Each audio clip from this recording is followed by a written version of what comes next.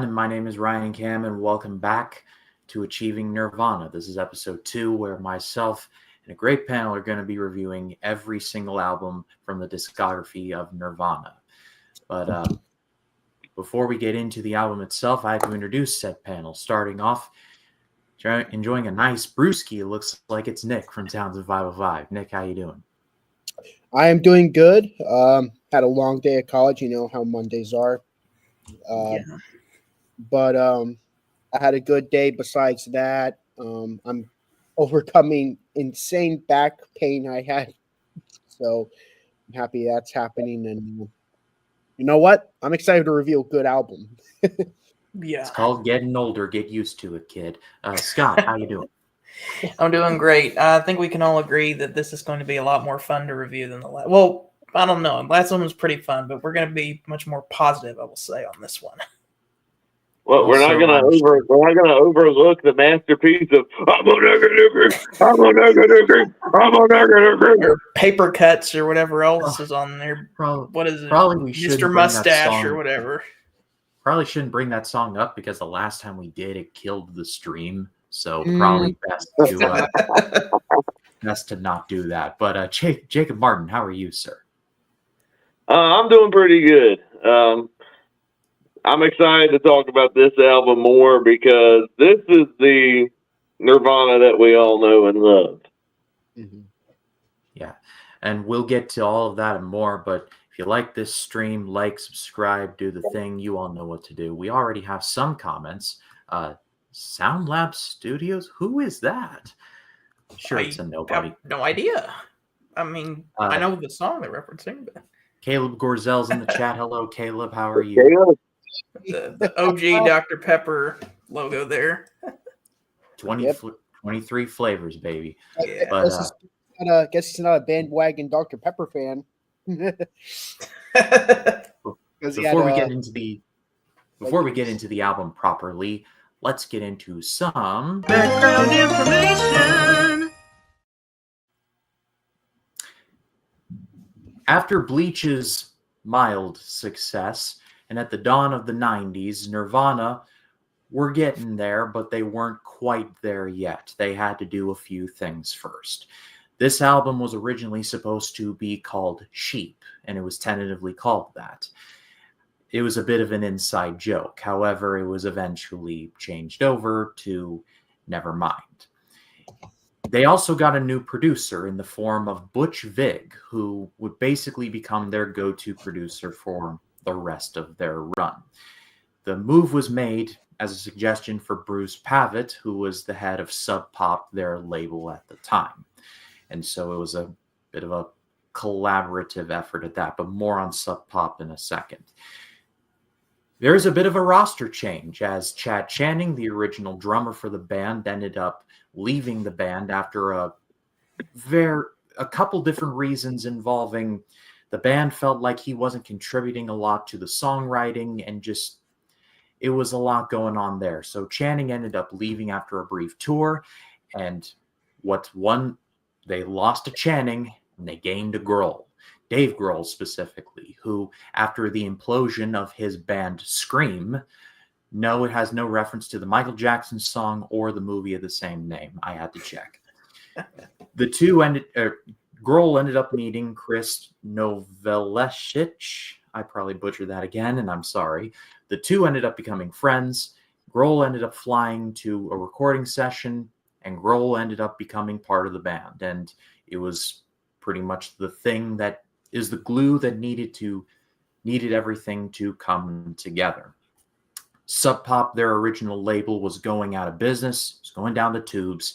And so for Nevermind, they got a new label in the form of Geffen Records.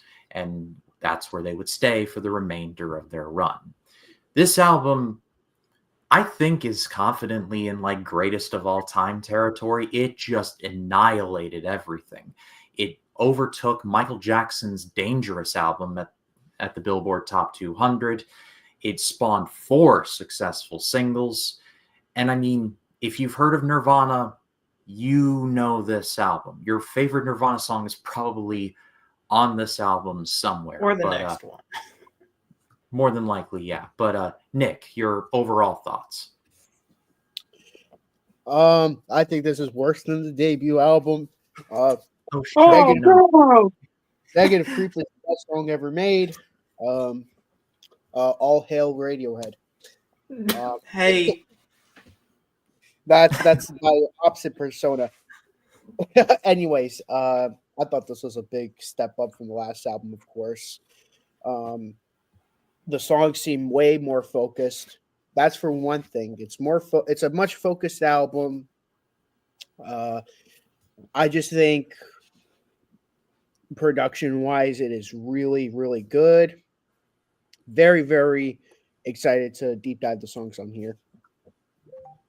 All right, Scott? So, on the last video, I was kind of talking about Nirvana's place in popular music and kind of how they were kind of the spearhead of switching the direction that music was heading for the 90s. That like 90 and 91 kind of sounded like 80s leftovers. But after grunge hit the scene in 91, especially with this album here, they just kind of changed the direction of music, turned it on its head, and completely just switched the game up. The fall of 1991 is one of the most stacked years. Even just like the few months in the fall, within 6 weeks of each other, we have Metallica's Black Album, Guns N' Roses' Use Your Illusion 1 and 2, this album, Pearl Jam's 10, and the Red Hot Chili Peppers' big album, all in just a 6-week run. That's just insane. But I'm really looking forward to talking about this record. I feel like Butch Vig was very much needed. The first album was recorded for just $600. Kind of sounds like it production-wise with a more polished production. They sound so much better. Unfortunately, they do switch producers for the next record to sound more raw, so they kind of lose that on the next album. But I still like that next album, by the way. But they really didn't ever come back to achieving this kind of sound, and I feel like he's kind of the reason that that happened, especially since he'd worked with other people, most notably the Smashing Pumpkins as well. So great fit for the band, and this one really just skyrocketed these guys to stardom. Like, I know they didn't really want to be as big as they got, and sometimes they would refrain from playing Smells Like Teen Spirit in their concerts because they knew that it was the big popular song. And they're like, we don't want to be mega popular, so we're not going to play that song. But, man, this is just the record that kind of cemented that Nirvana was going to be in the Rock and Roll Hall of Fame. Not the actual one, like the metaphorical Rock and Roll Hall of Fame for, like, greatest bands of all time. Yeah. So, Jacob Martin. All right, so after that last Nirvana album, which was not a good debut album in the slightest, this is the one that definitely put Nirvana on the map. This is a big improvement from the last album. It still has that raw, grungy sound, but it's a lot more polished. There's a little bit more mainstream commercial sound to it as well, which I think brings more people into the style of the album. It's got a lot of great hit songs on it, some of which were songs that introduced me to the band that I'm excited to share. I don't 100% love the album. There's a couple songs I don't care for as much, but I still thought this was a much better album than the last, and I'm excited to talk about the highlights. Like I said, this album contains your favorite Nirvana song. Like, even if you're like, what song is that album from? Chances are you've either heard it on this album right here. This album is so stacked. Like, even the mediocre songs are like still actively listenable. There's a quality here that just, I don't think the band ever got this good again. And unfortunately, we would never know the answer to that question for very real reasons. However, I haven't heard all of In Utero yet, but I think this is the best that they've ever done, even though In Utero has Heart-Shaped Box, which pound for pound is my personal favorite Nirvana song, but we will get to that later. Before we get into the first song, though, Caleb has another comment. My favorite on this album is Lithium. So It's a very good song, but where is it on everyone else's? Well, we shall get to that. But let's get into the album proper, starting off with a song you have heard of approximately at least 100,000 times in your short lifespan. Smells Like Teen Spirit. Nick? All right. I really enjoy this track on its own. Well, I should say I like it on the album when it's, when I listen to the album. But I will admit, I've heard this song way, way too many times on the radio. It is murdered for me. Every time I hear it on the radio, I'm like, oh. Is there any other Nirvana songs they could put on? Like, is this the only one they're gonna put on? And it's just this song and another song on the album, which there's actually another song on the album that gets overplayed on the radio that actually is my top 5. But to me, this is one of my least favorite tracks on the album, just for the radio alone. All right, Scott? So we were talking about, I forget that they might have been on the, I forget which album review it was, but we were talking about like albums that have like the best first few seconds. I forget what, I think it might have been the Genesis review we were doing, that like 11th Earl of Mar has a really cool like first few seconds of the album with the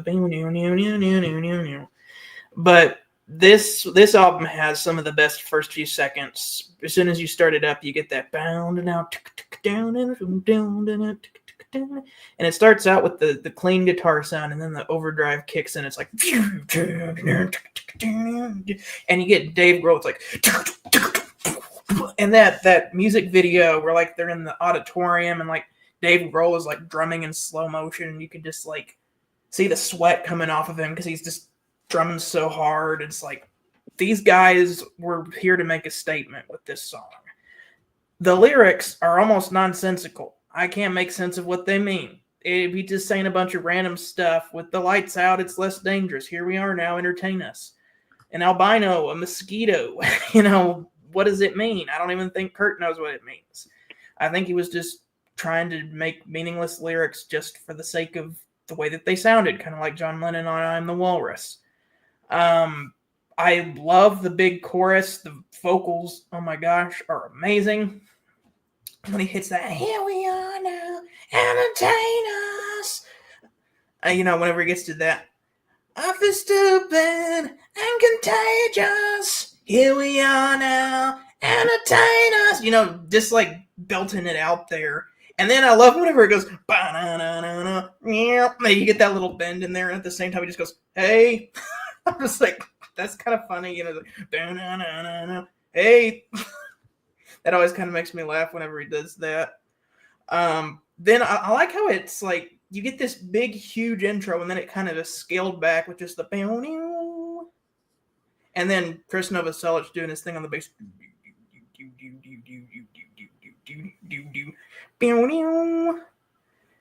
And then it kind of builds up with the hello, hello, hello, hello, hello, hello. And then you get that huge chorus, just anthemic. Calls to mind the music video where like all the people in the auditorium are just like putting their hands in the air, and you got Kurt Cobain's, with his guitar. You get the guitar solo, which is pretty much just a recap of the melody, but I think it works so well for this song.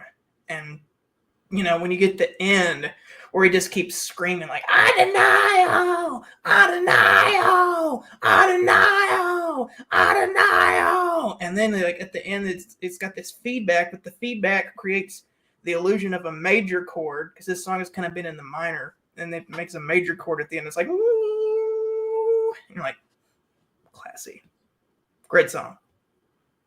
I feel like Scott can remake the whole song with just his voice. Do you want to see Smells Like Teen Spirit just with my voice? The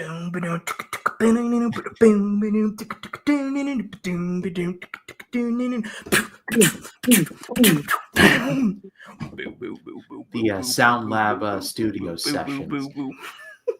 Jacob Martin. All right. So actually, the first version of this song I heard was on American Idol of all shows. I forget the guy who sang it. He did a very interesting version of the song, it was him, and he was playing the bass guitar. And I remember when he sang it, he screamed so loud in the chorus, I had no idea what he was saying. And that was a polarizing performance, and it almost got him eliminated, if I remember correctly. So that was technically the first time I heard that song. I'm like, what is this weird song that this guy is singing? And then I found out that it was the Nirvana song, Smells Like Teen Spirit. And I remember I think it was the 8th grade in my PE class, the speakers came on when we were doing some of our exercises, and one of the songs that was playing was Smells Like Teen Spirit. And that was the first time I ever heard the Nirvana song. And then once you hear it in the original context, everything started to make sense. And I just remember just being, even when I was in gym shorts and running around, I was mesmerized by Kurt Cobain's vocals, the raw guitar playing, the intense drumming. I'm like, man, this is one of the coolest rock songs I've ever heard. And I still believe that all these years later. Like, I'm not as well versed on 90s rock music as I am anything before that. That's kind of like more in my lane in the rock genre, but this is still a really great song. Even with how nonsensical the lyrics are, I even love looking fun of people abusing the lyrics of the song. Like, I've even heard it as "Here we are now in containers." I'm like, okay. I thought it was contagious personally, but but yeah, this is a really great song. I love the guitar part especially is awesome. Kurt Cobain's vocals when he screams in the chorus. I love Dave Grohl's drumming on there, especially that drum intro. Just getting us into the rhythm. I'm like, man, this is awesome. This is up there as one of the best songs on my album. This was my favorite Nirvana song at one point, but there is one song on this album that tops it. Okay. You'll find out. There's a song on there's a lyric on the song that sounds like he's saying, I'm a Beatle. I'm a Beatle. Yeah, and some people mishear it that way. I'm a Beatle. I mean, after writing about a girl, maybe he is. And then, what's Beaker from the Muppets, when the Muppets covered the song, misheard the lyric and thought it was me, me, me, mo. No, I was going to say, because you said the first time you heard this was in PE class or whatever. The first time I heard this is when the Muppets kidnapped Jack Black and were singing it as a barbershop quartet, and Jack Black goes, "You're ruining one of the greatest songs of all time." I'm like, oh, that's a great scene. I hear the Muppets version from time to time. It's a hilarious thing. I thought, well, if it's one of the greatest songs of all time, how come I've never heard it before? And then I heard the real version. I'm like, oh, yep, no, Jack Black was right. No, the Muppets didn't ruin it. They made it funny. It's surreal. It's like Jacob, you remember in that, I can't remember the Minions one or if it was a Despicable Me where they sang "You Can't Always Get What You Want." Oh no. I don't want to see that. Nuh-uh. I'm sending you that clip later. Nope. I hate the Minions. My favorite Rolling Stones song is not going to get butchered by some yellow freaks. Well, I'm not going to watch it. Well, I don't think I can add too much other than, like, it's one of Nirvana's masterpieces. I'm in Nick's camp, though. This is overplayed to no end, to the point where SiriusXM has a radio station on their network, I guess, called Lithium, where it's like stuff like Nirvana and Soundgarden and Dinosaur Jr. and stuff like that. Every time Smells Like Teen Spirit comes on, I'm like, skip. And I'm like, and it's not a critique on the song. It just, the ears can only take the song so much before you just like, please stop. Literally anything, please stop. Especially when, like, I get tired of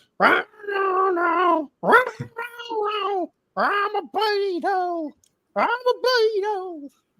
But I'm not going to be one of those types who's like, oh, this song is not very good. Like, no, I'm not going to be like that. I It's a recognize good the genius. song. I recognize good the genius, but I also You sound like the genius's British cousin. It's like I've heard it way pretty too cool. much in my life. That's what I'm trying to Queen's worst song is Bohemian Rhapsody.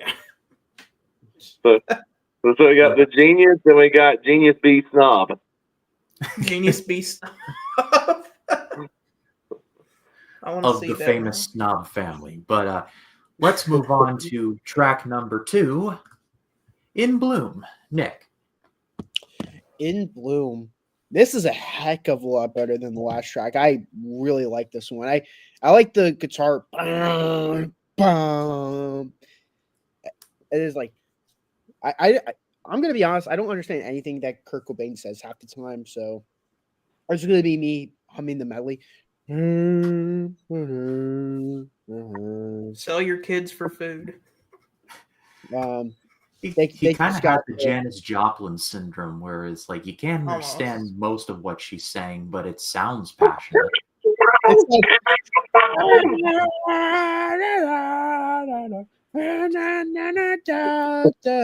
don't know what it is.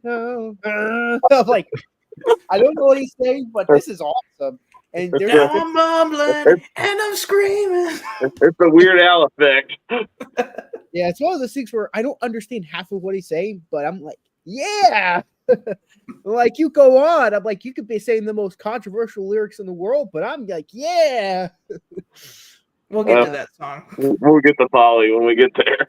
Oh, Polly, we will there's get bad to that. lyrics on that? I'm joking. I know. Anyways. I gotta turn you guys on to a different version of the song. There's a country version of the song, and it's really, really, really, really good. Oh, you're talking about the Sturgill Simpson? Yes, I've heard it. I've heard it. Great. High five. Which one? Great. In I In love Bloom that or? version. It's better than because this is a guy who I used to work at KCR. He's like, you should check out the country version. I'm like, country version. He's like, yeah, put that version. I'm like, this version's awesome. Might I add, it's better than this one. In Bloom or Polly? Hot take. That's my hot take. There's Sturgill covered in Bloom. But And We'll find out when I hear that.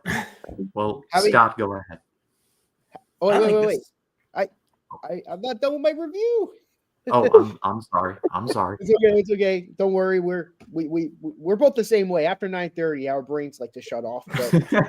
But In Bloom is one of my favorite songs on the album. Now I'm done. I'm sorry. Oh, all right. Scott, go ahead.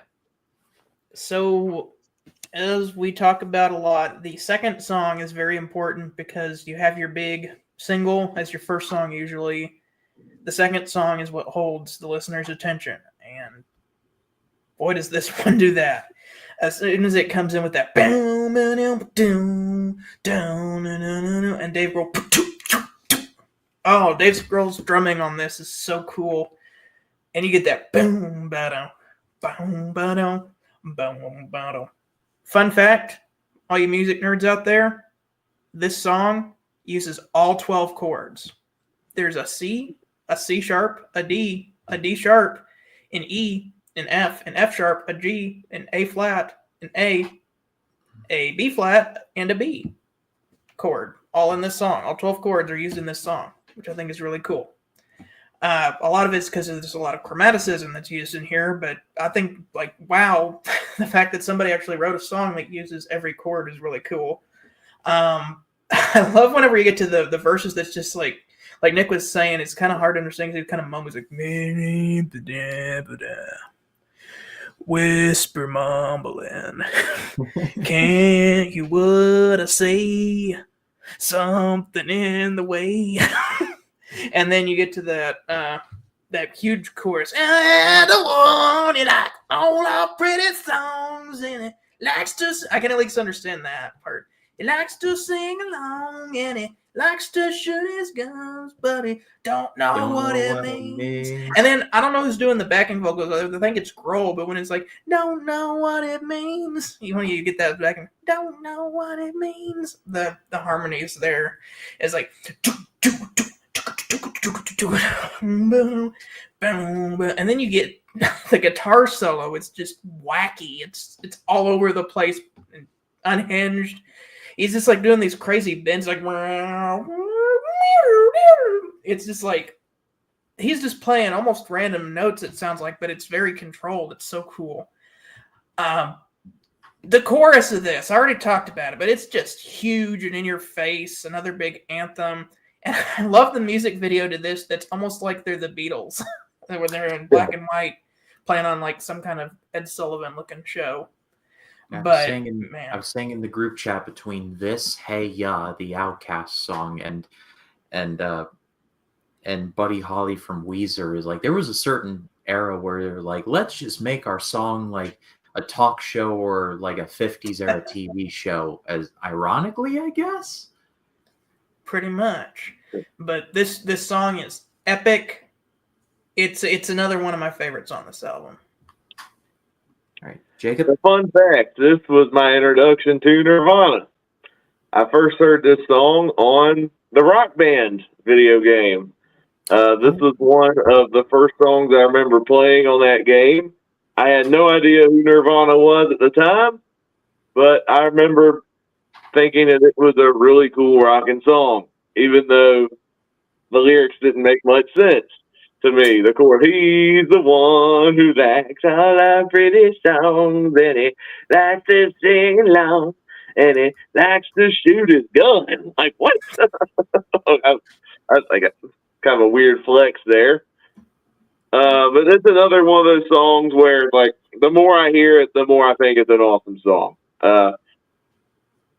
I think the song's making fun of people who poke fun of the fact that nobody understands their music.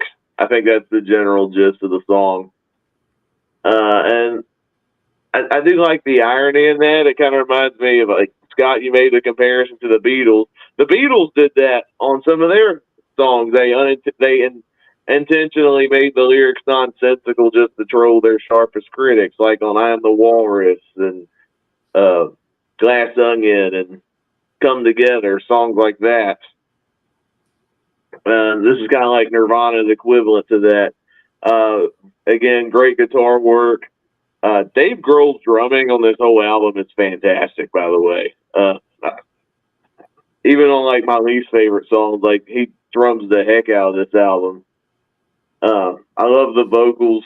Like Kurt Cobain's vocals is a lot better in this. Like, yeah, he mumbles still, but it's a lot clearer on this album, and there's a lot more polished, and I really like it on this song. And this song's still in my top 5, but I must stress, I do agree with Nick. The Sturgill Simpson cover is even better than the Nirvana version. Think of it as it's this weird blend between country and jazz almost, and the horns on the Sturgill version is epic. And actually, I think there's actually some tweaked lyrics in the Sturgill version that I think gives a little bit more meaning to the song. Like the Nirvana version is, he don't know what it means when I say yeah.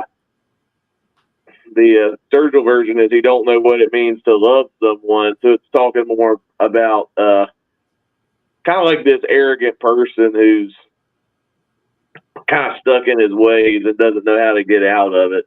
Is how I interpret the Sturgill version. But it's a great song either way. I still love the Nirvana version. It's two great versions of an amazing song. And the Nirvana version did make my top 5. Yeah, this is top 5 for me as well. I loved this thing. It was one of the ones that when I was done listening to the whole album, I circled back and I re-listened to. It was phenomenal. And it's kind of like Whose Line Is It Anyway, where it's like the lyrics are made up and the points don't matter. But but let's move on now to, this is easy top 5 for me, but come as you are, as you were, as I want you to be. Nick? I actually understand what he's saying in this song. Yay! This is the first song on the album where I actually understand it.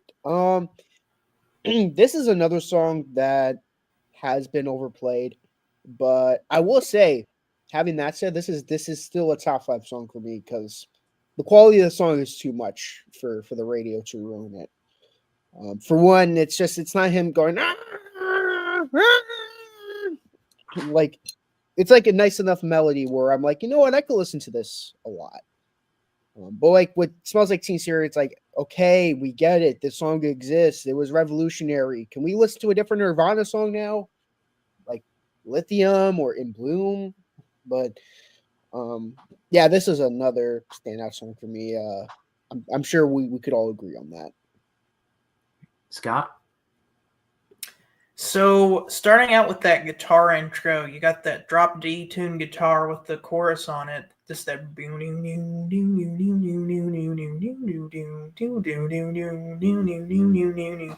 then Dave Grohl comes like, and then he's got that groove going on the cymbals. It's just like, ooh, what's this? That caught my attention. And then he starts singing, "Come as you are, as you were." And then it's like, wow. Like, you've had 2 very heavy songs, and now this one takes it back just a little bit. Like, it gets a little heavier later on, but it kind of quiets things down for a little bit at least, until you get to the chorus where it's like, I swear I don't have a gun. No, I don't have a gun. And then it's back to the and then the guitar solo. Again, the guitar solo is kind of just the melody, but like it works so well for the song. This is another fantastic song on this album. Jacob Martin? Yeah, I agree. This is another one of the top tier songs on the album. We're 3 songs in a row where we're like, oh, this is a great album. This is a huge improvement from the debut. The song is almost ballad-like, slower compared to the other 2 songs on the album. Some really great guitar work, and it's also kind of a haunting song at the same time because it dives into a little bit of darker territory because we're dealing with I've heard some people interpret this song as about drugs. I can totally see that. Someone trying to get out of that and confiding in friendships to get out of it. One line, I think, makes it all the more sadder because it's like, I don't have a gun. Well, Kurt, you did have a gun because you killed yourself. That adds even more sadness to the song because he's lying when he said that. This is still a really good song. This one made my top 3. Great ballad from Nirvana. Honestly, a lot of lyrics for Nirvana can be chalked up to, in the business we call this foreshadowing. But this is top 3 for me as well. This is another one I circled back and I listened to multiple times afterwards. The opening bass line, the doom doom doom doom doom doom doom doom doom doom doom, goosebumps. Every single time, goosebumps. Like, it doesn't matter if it's been a day since I've listened to it or 2 years. As soon as I hear that bass line, I'm like, I'm locked in. It's just phenomenal stuff. And this next one, I'm interested to hear what everyone's take is on this one. Let's talk about Breed. Breed is one of those songs where like if this was on their heavy metal album on the first one, this would be like it would have been like very nauseating sounding, but they were like, let's make it sound good at least. And I like the part like, I don't care, I don't care, I don't care, I don't care. See, Negative Creep, that's how you repeat lyrics and actually make it sound good. Again, I don't understand anything he's saying besides that. He's like,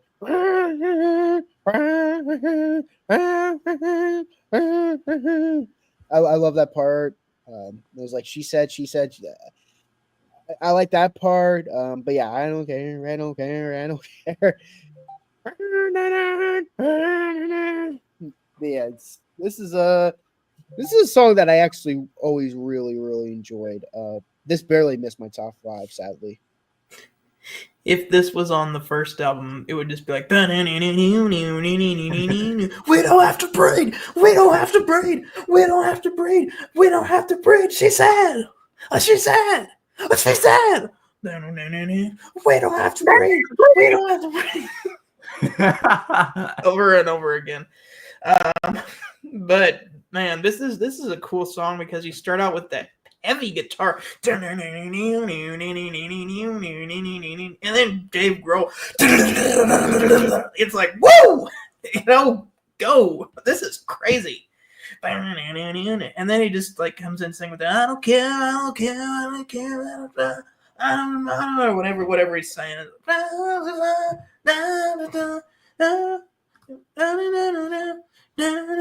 Something about planting a tree in there. Yeah.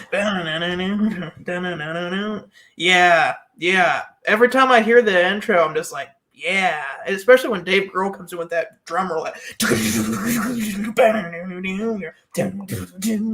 It's like, woo. Like, man, I can only imagine what people in the 90s thought about this song. Imagine it's like the late 80s and you're hearing, Bon Jovi and Motley Crue and stuff like that, power ballads, synth pop stuff all over the radio, and you're like, well, that's not rock and roll, it's all about the show and the makeup and the hair. If only some young punk who would just play a couple of chords real aggressively would come along and voice my frustrations with society. Hold on a second, what's that I hear on the radio? Hold on a second, that's it. That's kind of what I imagine that would have been like back then. But this song is great. That whole fall that you were talking about, Scott, at the top of the stream, like fall of 91, I think you said. Yeah. I would have loved to have been alive for that. That would have just been incredible to live through. I mean, Use Your Illusion 1 and 2 coming out that same day. That's like, I'm not going to spoil where it is, but it's like one of my favorite albums. I think Nirvana's Nevermind and Soundgarden's Bad Motorfinger album came out the same day, and like Pearl Jam's 10 came out like just a few weeks before that. And then like Metallica's Black Album was like just a few weeks. It was all within 6 weeks, all this fantastic albums coming out. Wow. That's crazy. Well, for me, this is definitely one of the songs where it's like Kurt Cobain just felt like he just put a bunch of marbles into his mouth and just started singing and forgot to spit all the marbles out while he was singing. So the whole time I just heard and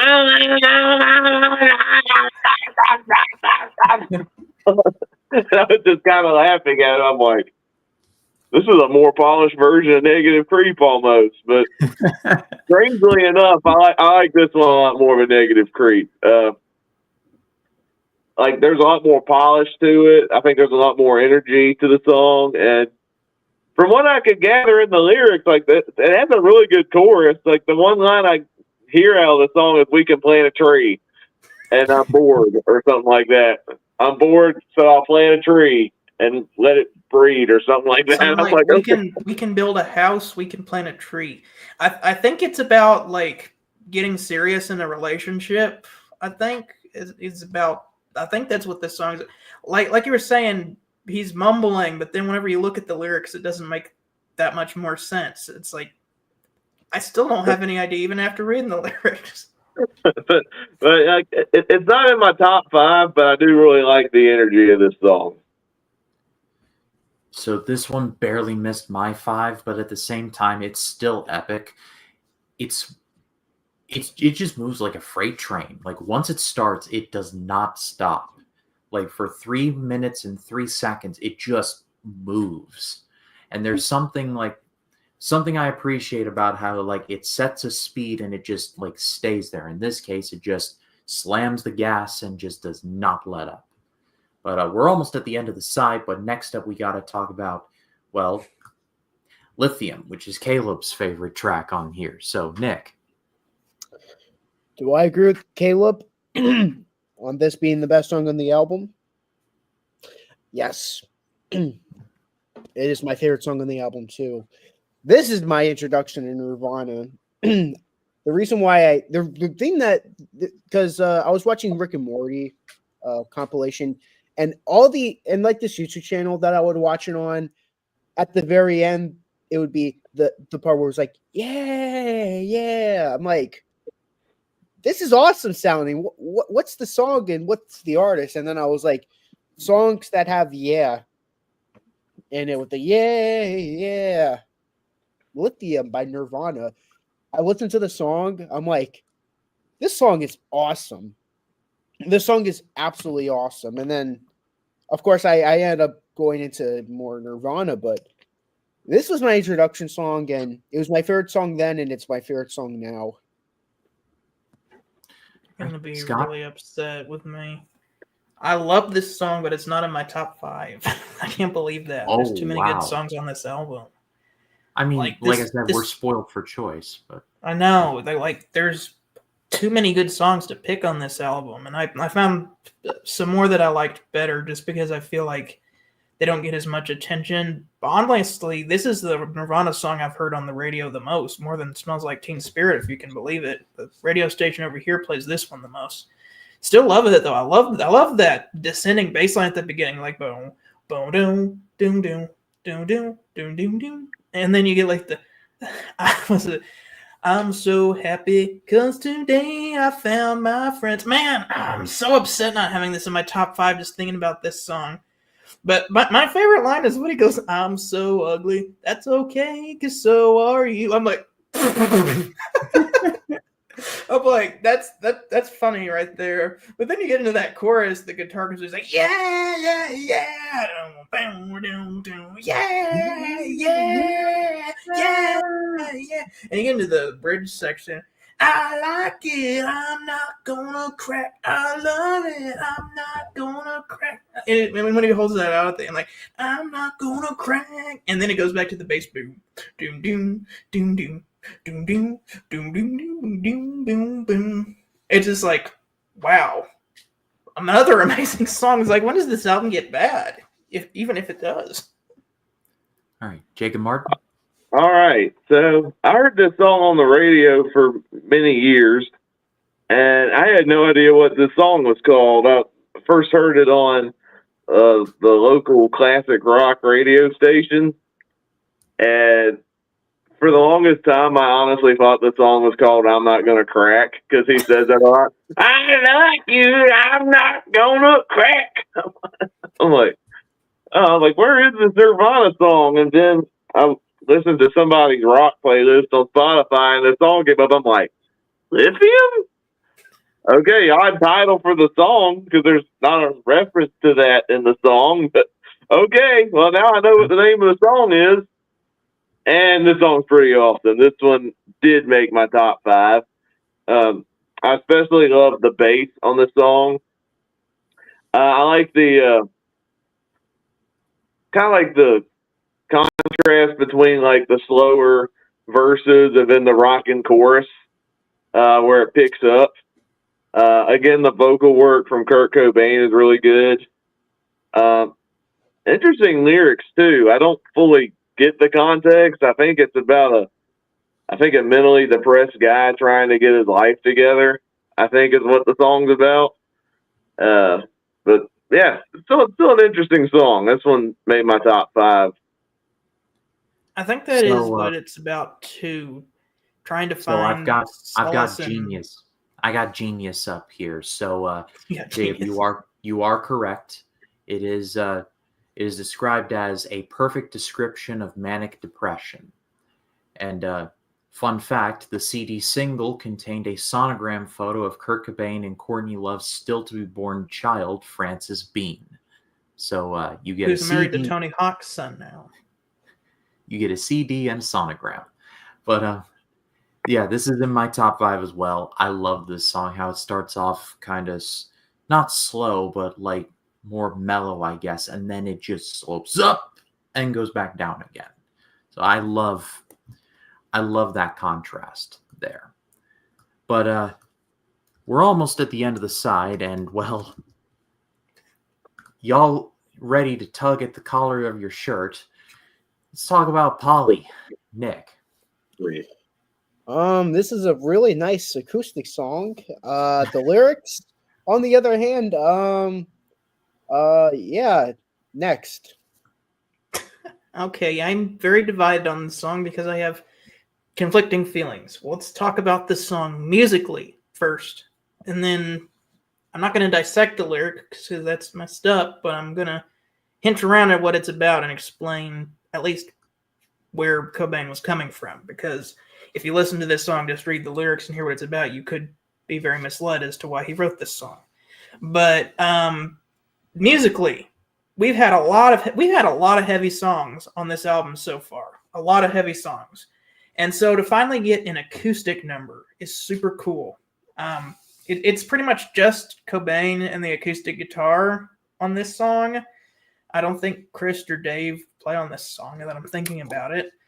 But Chad Channing is on the drums, but it's Cobain and Channing.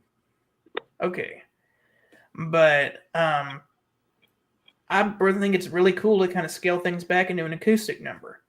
That being said, the lyrics are messed up, to say the least. Why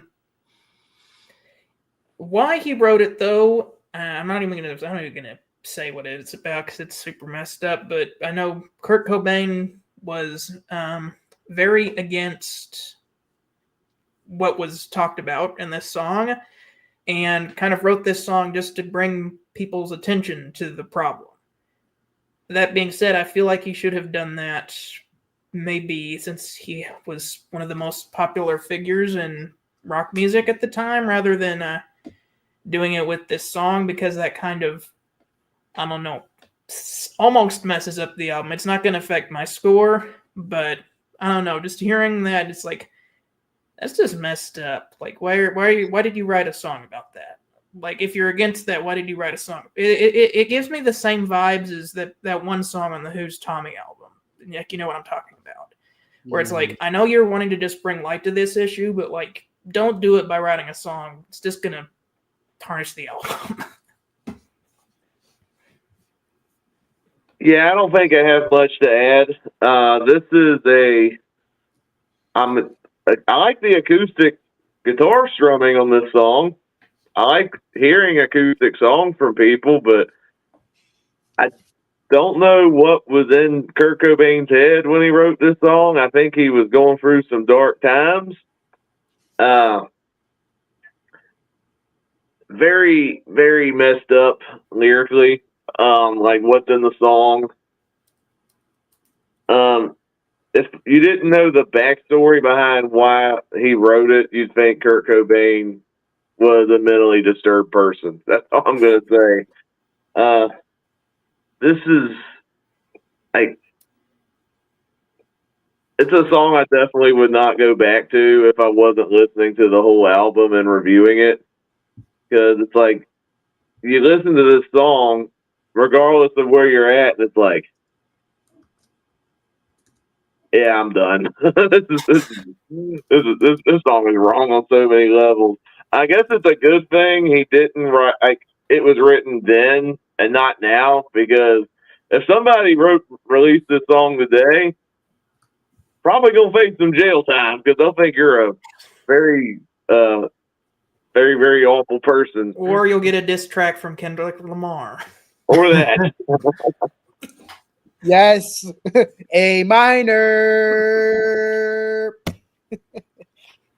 And not like us. But yeah, I won't get super into it here because I don't know what would happen to my channel if I did talk about it. So long story short, there was a certain thing involving a child that happened in 1987 in Tacoma, Washington, where around the neck of the woods where Kurt Cobain grew up.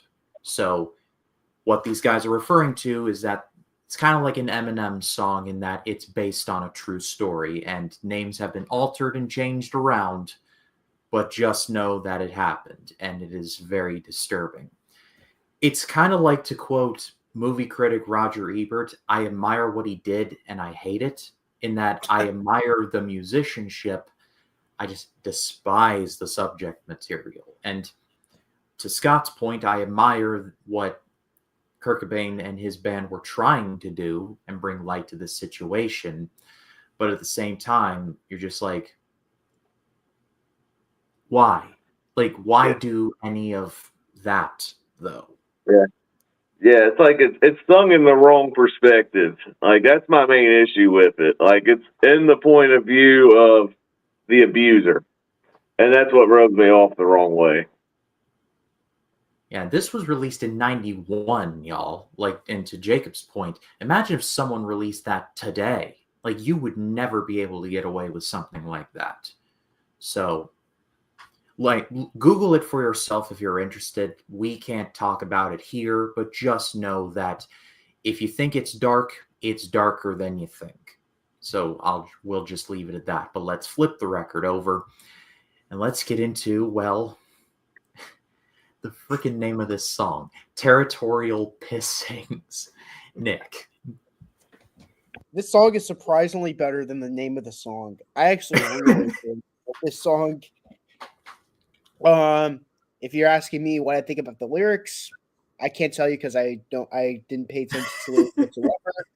So maybe that's why Ryan's laughing so much, because there's probably some fucked up lyrics, but I think the rocking aspect of it was really good. That's what I took away from it. I thought musically it was a really good song. It reminded me of the earlier stuff. The early stuff on the first album. This actually made my top 5. Yeah, this does kind of remind me more of Bleach, but it's like one of the better ones, kind of like Blue or Love Buzz. He does scream a lot on this one, but it actually works to the song's favor, unlike some of the stuff on Bleach. I love the and then at the end where it's just like, gotta find a way, or whatever he's saying. And at the end he just goes, I gotta find a way, find a way. You know, and you're just like, all right, man, you're like, you're hurting right now. Let it all out. It's all right. But it's a good rock number. Not in my top 5, but I actually do really like this song, and I love the intro where it's just like, all right, everybody, find your brother. I'm like, like, why would that had to have been an inside joke between Grohl, Novoselic, and him. That had to have been an inside joke, because I think that's an actual song. I don't know what song that is, but that had to have been some kind of inside joke, because it's really funny. Funny way to start the second half of this too. Like, I know cassette tapes were big back then, so this would have started the second half of a cassette tape. And so I can just imagine putting in your Walkman. It's like, all right, we just listened to Polly. That was more acoustic number. Let's rewind and have a listen to was Territorial Pissings. All right, everybody, find your brother. I was like, I can imagine people must have been scratching their heads, and they're like, that's a way to open up the second half of this album. Certainly. All right. To answer your question, Scott, the thought that joke at the beginning is a song from a 60s band. It's that song, come on, people now, come on, your brother, everybody get together, try to love one another right now. Oh, yeah.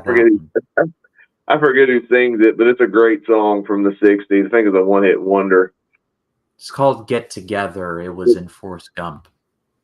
Yeah. Yeah, it's a great song. So, yeah, when I heard that intro, I'm like, you're ruining one of the best 60s songs. What are we doing? This reminds me of that Rolling Stone song where it's like all right, on with the show. Oh yeah, we're on with the show. I think it was on the Satanic Majesties album. Yeah, the closer. I'm like, oh no, that gave me that vibe. And then this song just didn't get any better from there. This just reminded me of like the very forgettable songs on Bleach where they started bleeding with one another. I remember the chorus, and that's about it. And if I'm not invested in the rest of the song, like I just zoned out. So this is one of my least favorite songs on the album. Yeah, Jacob pretty much summed up my thoughts. I thought this was just okay. It's just weird more than anything, and also kind of a weird like clash going from something like Polly, where I mean that song speaks for itself, to go from that to like come on people else, smile on your brother. I'm like, I'm sorry, what? Like, what are we doing here? So not a terrible song by any means, but like just too weird to live, too rare to die. But now we move on to a much better song in every regard, Drain You. Nick. I love Drain You so much. It's one of those dark horse songs on the album where you don't hear it on the radio. You don't hear people talk about it. It's one of those songs where it's like you have to listen to the album to know it. It's one of those, if you gotta be in the know to know, you know, kind of things. Having that said, this didn't make my top 5. I feel like Scott with Lithium. It's like there's just so many good songs on this album where it was really hard. There were a handful of these songs. Like there were 1, 2, 3. There were 4 songs in this album that was a hard pill to swallow.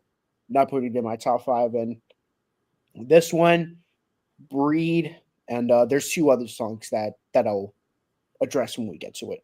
All right, Scott. Another song that I really wanted to be in my top 5, but for some reason couldn't because there's that many good songs on this album. It's just like, man, because I love this song. Whenever you hear this song, you're like, what is this? Drain You? I don't know if I've heard this before. Like the first time I listened to this album, it's like, that's all right. But the more I've listened to this album, the more I'm like, this is one of the best songs on this album. Especially when you get to that chorus, it's like, it is my duty to completely drain you. Like, that's a really cool melody. For all of the angst and aggression, screaming, and noisy instruments, Cobain is a very good melody writer. And I feel like that's really explored more on stuff like Dumb, Something in the Way, and the entirety of the MTV Unplugged album, because hearing songs that are more stripped back kind of shows just the genius of his melody writing more. So I'm excited to talk about one of those songs here on the end of our review. But for now, I will say just that his melody on this is really good, and I love the guitars on here too. It's a great song. All right, Jacob. Right. So, kind of like my thoughts on this album so far. I love the first 5 songs. Amazing run there. Then you had Polly, and the album starts to dip a little bit for me. This song, picking a little bit back up again, I don't think it's anywhere near as good as the first 5 tracks. I think this is an enjoyable rock song. The melody is pretty good. I do like the production on it, but this one feels like it's in between so many great songs. Like there's other songs I like more than this, but it's still an enjoyable rock song. And if it's on a playlist or I listen to the album, I'm excited to listen to it again, but it's not one of my personal favorites. Yeah, I'm more or less in Jacob's camp. This is a very good song. This is a hard top 5 to make. And this was just one of the ones that I had to put on the chopping block. It's far from a terrible song. It's fantastic, but this album's so loaded that you just to be like, you have to make some really, really tough choices. But this next one, I'm interested to hear what you guys thought of. Lounge Act. Yeah, this song it's good. I thought it was kind of okay in my opinion. To be honest, I liked it more the last time I heard this album. To me, there's two songs of this album that were very weak to me. This was one of them. I don't know why. This song just didn't grab at me again. I don't know. It's just not a song that I'll ever go back to. Really. This is the Before They Make Me Run of this album. Because every time I'm listening to it, I'm like, yeah, that's got some good guitar in it. And then I thought it was all right. It was good while I was listening to it. And then whenever I'm done, it's like, I can remember how every other song on this album goes other than this one. So for that reason, it's my least favorite on the album. It's good when I'm listening to it, but when it's time to talk about why I think it was all right, I can't remember it. So I like the rest of this album a lot more. So this song and Territorial Pissings, can't believe I just said that. That title. Those two songs are they very much bleed together, in my opinion. Like, they are two songs, like, I'm struggling to tell which one's which. I just remember, I guess the guitar work is good on this song, but I just don't think this song is particularly memorable. And that's pretty much all I got on this one. Yeah, this one was just okay. It wasn't, like I said, far from terrible, but I feel like if it were placed on any other album of Nirvana's, it would be higher, in my opinion, at least. But it's just stuck here where it's like the quality is so high that like even like pretty good is like in the context of this pretty bad. But next up is Stay Away. Yeah, this is another song I didn't really care for. It's like back to back on the album. Like, I thought I liked it when I last heard it because I heard this album a while ago, and I'm like, I don't know. I like the part where they're like, stay away, yay. I like that part, but besides that, like, very unmemorable song. I have nothing to say really. I like Scott? 95% of this song. I like the I don't know why. Yeah, stay away. Like, it's not one of my favorites, but I think that's cool. But I despise the final line of this song. I'm like, really, dude? Like, what's going on with that? Like, apparently it was something that he read on graffiti on the wall and thought it was funny, but I'm like, don't put that in your song, man. Come on. Inspiration can always come from somewhere. So there was a little bit of a dip on this album, like I said, after Lithium. Here's where it starts to go back up for me. I thought we're back to really good Nirvana on this song. I do really love the melody here, and I think what made me really dig this song was the chorus with a "Stay away, stay away." I'm like, oh man, Kurt Cobain is really singing it again, and this one's gonna get stuck in my head. This is what I'm gonna say to people when I'm not in a good mood. Like,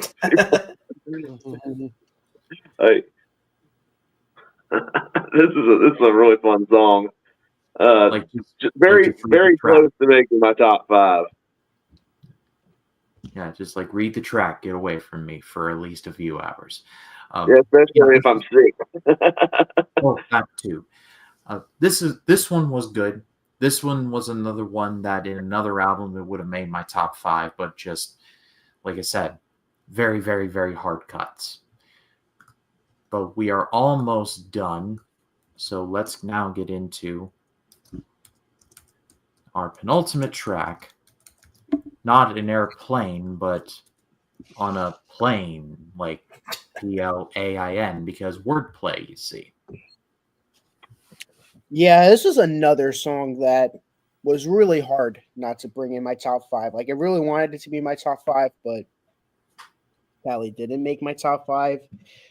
I don't know why. It's just a song that I really enjoy. There's nothing for me to really talk about. It's just a really good Nirvana. Take 2. A really good Nirvana song. Scott? This is one of my favorite songs on this album, and definitely I think it's definitely my favorite song on side 2. Really underrated. I love the chorus of this. I'm on a plane, boom, boom, boom, boom. I can't complain, down, down, down, down. I'm on a plane, boom, boom, boom, boom. And then you get the end where it just cuts out, and you just get just the backing vocals. It's like,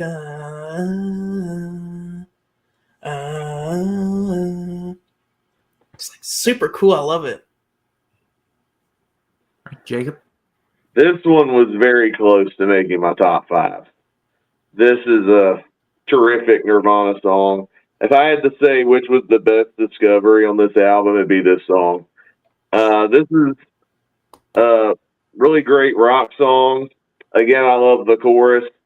It's a song that's definitely about an introvert wanting to get out of being alone and the frustrations of that. And I love the relatability of that.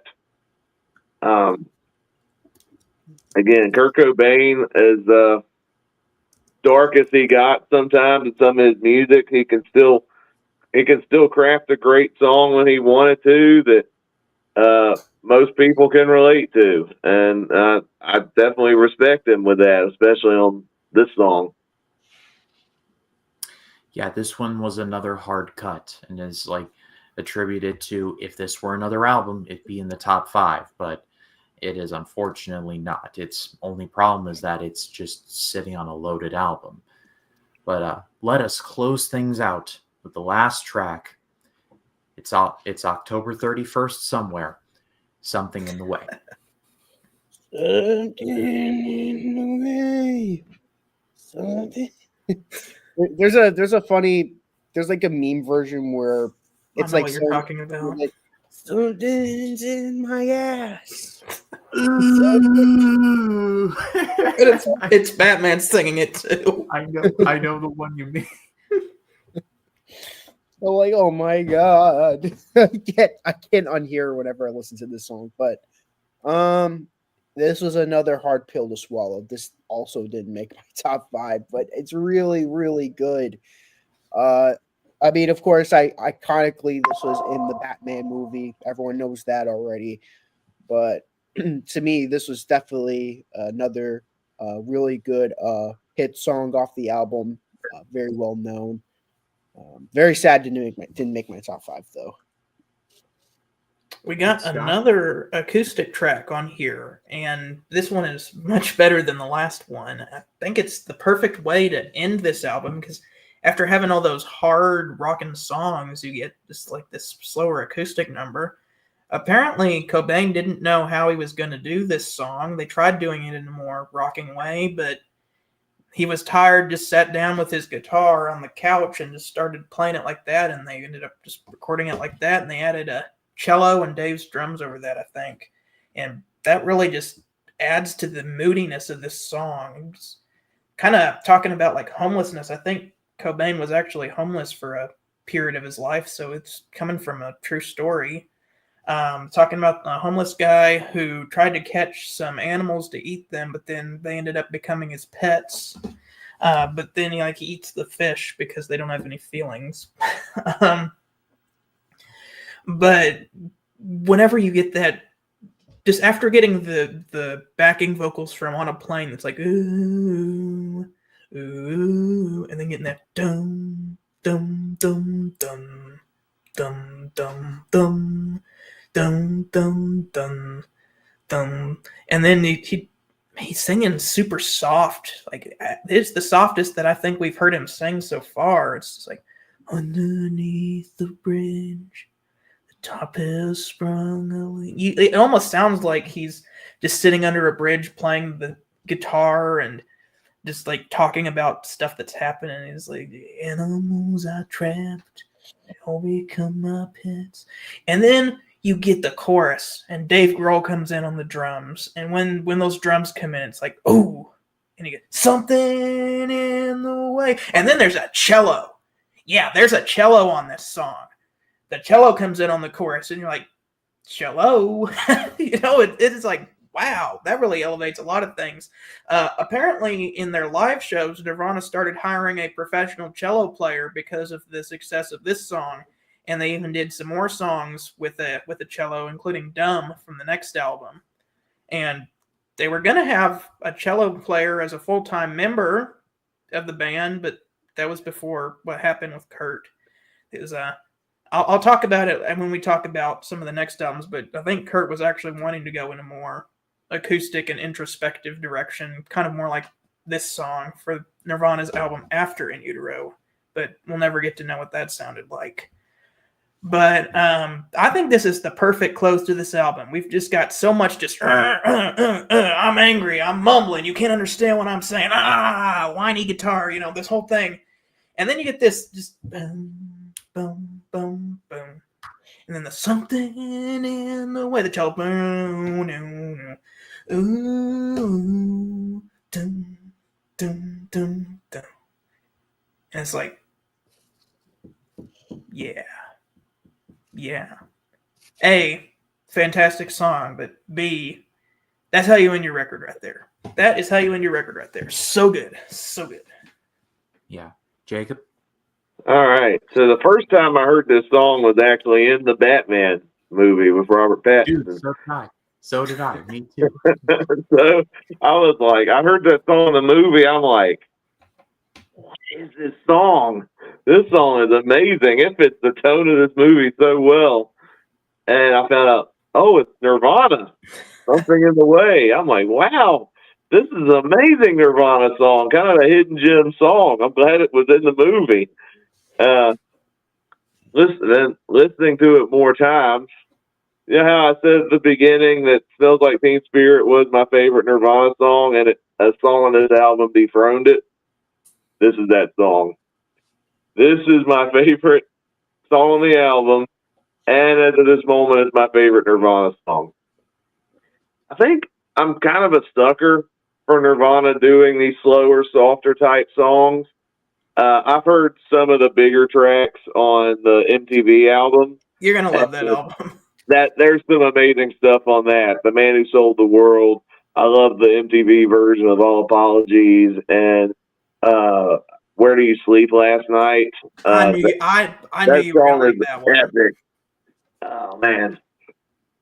But listening to this song, I'm like, wow. I love the way Kurt Cobain sings on this song. The soft sung vocals, the sense of pain that he sings while singing the song. The chorus with him and the backing vocalist mixed with the cello, goosebumps. It's that good of a song, and it does bring a lot of emotions while listening to it. And whether it's the album closer on this album or an amazing song that suits Matt Reeves' Batman movie, it's a fantastic Nirvana song, and probably their magnum opus song, if you want to call it that. Yeah. I mean, I have nothing left to add. I mean, other than this one thing that I learned in preparation for this, and just a fantastic story. Butch Vig, who produced this album, he would say on VH1 in like 2005 that Cobain stormed out of the studio because no one was really getting what he wanted out of the song.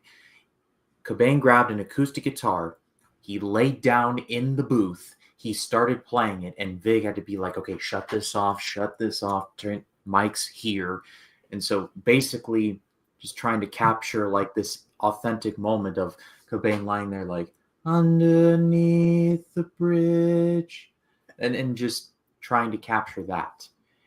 I love that. I love the spirit of that. And this actual song is so phenomenal. Like, it's epic. Like, you don't even have to add like bass or anything like they did for the Batman version, which that is epic in its own right. But just by itself, just like I said, it's a true epic in every sense of the word. I love the mashup they did in the trailer because why am I forgetting his name? He's a really Michael Giacchino. His Batman theme and Something in the Way are based on the same chord structure, which I think is super cool. Yeah. So when you get the trailer, you'll get like it's playing Something in the Way, but then it just starts rising up. But it's like, how clever is that like Michael Giacchino based his entire theme for this movie on Something in the Way? That is so cool. Yeah, couldn't agree more. But with that, we have reached the end of the album, and now it is top 5 time. So, Nick, go ahead. All right. So, my top 5, number 5, Come As You Are.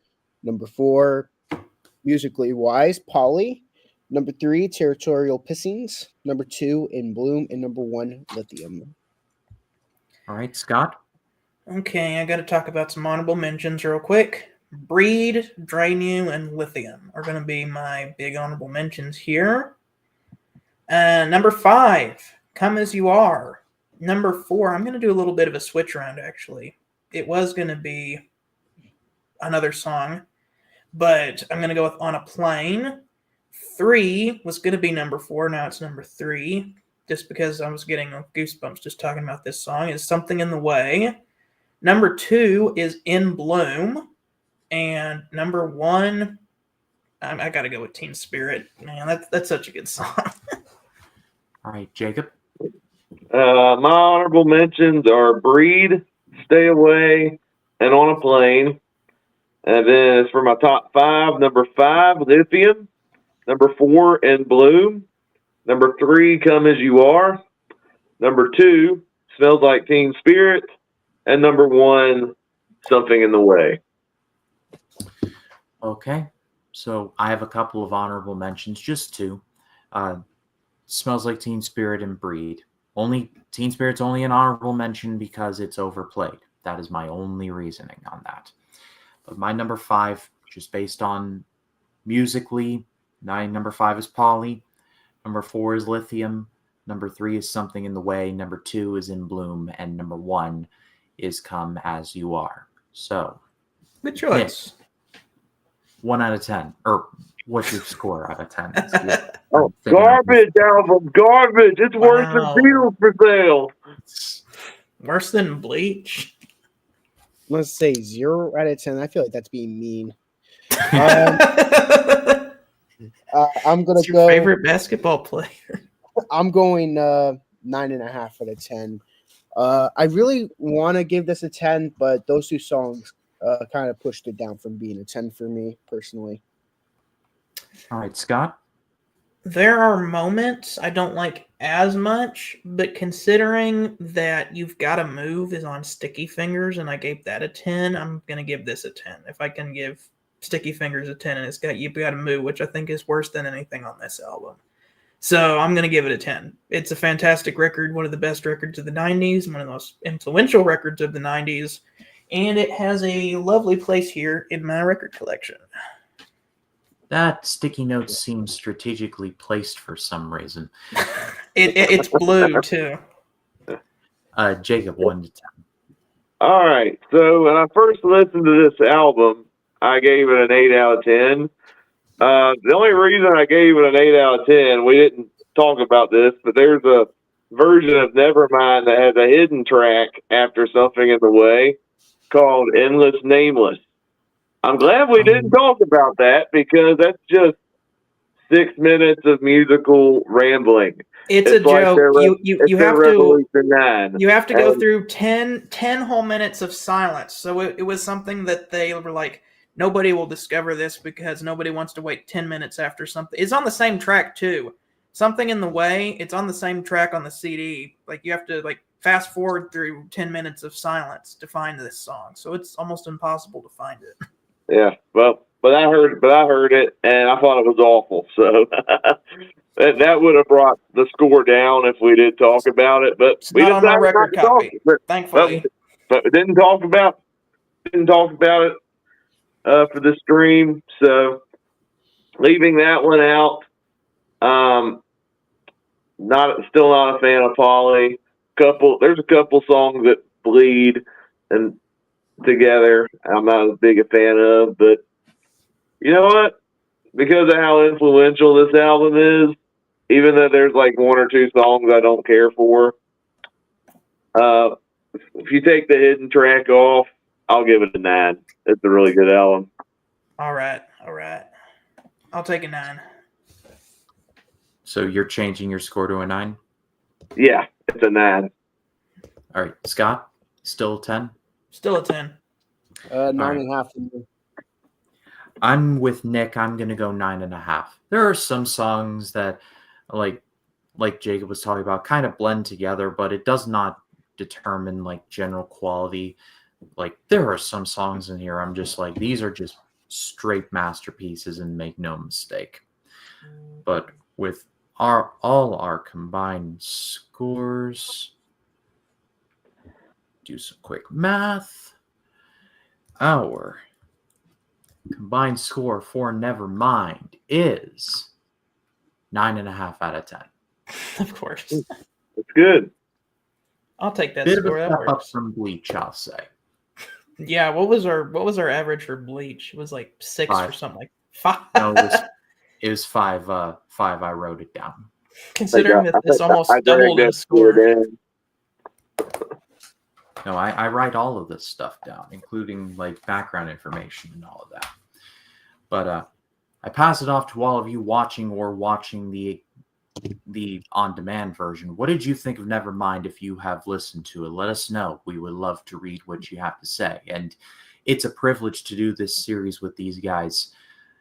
No set schedule as far as I'm aware, but just whenever we can. These guys review a lot of music. I'm not even in the ballpark. Like, I'm not even at the same ball game as the music knowledge of these guys. So I appreciate their time very much. But Nick, tell the people where they can find you. You can find me on Sounds in 505. Yeah, that's where you can find me. All right, Scott. Go check out SoundLab Studios and subscribe for Billy Joel and Rush content coming soon. Oh, and David Bowie. That's going to be my next video. It was a funny connection with Nirvana. The Man Who Sold the World is going to be my next Bowie video, which is going to be coming out very soon. All right. Subscribe to my YouTube channel. I just go by my name, Jacob Martin. Tomorrow night, me and Ryan Cam we're going into movies for our Disgusting DreamWorks series. We're going to be reviewing Rihanna's extended music video, also known as Home. It's going to be I watched that earlier today, and it's really bad. But I can't believe they got Steve Martin on board with that. Yeah, we got Rihanna. Don't put her in an animated movie. Like, she's voicing Smurfette in that new movie, and she sounds awful. Like, she doesn't fit Smurfette, her voice. Well, I mean, they got Katy Perry to do Smurfette in the 2010s, so... Yeah. The only one that worked was Demi Lovato in Smurfs Lost Village. At least she had acting experience. yeah, well, Jacob and myself will be suffering through Home tomorrow night on his channel, so give him a subscribe there. As far as this channel goes, the David Lynch Project is ongoing. Small Talk every Tuesday. There's never been a better time to subscribe because there's always something going on. So something in the way. Something in the way. Yeah, what Scott said. But thank you all so much for watching. For Nick, for Scott, for Jacob, my name is Ryan Cam. We will see you all in the next one. You all have a very good night. Thank you all very much for watching.